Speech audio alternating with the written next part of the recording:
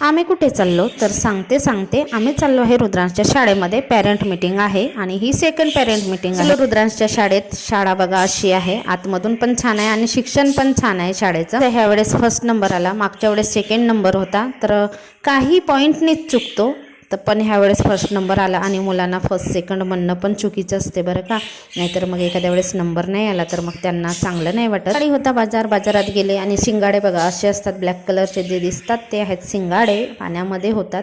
संध्याकाळची दिवाबत्ती झाली, चहा पाणी केला आणि बाजारातून मेथीची भाजी आणली होती. ती मेथीची भाजी स्वच्छ निवडून ठेवली.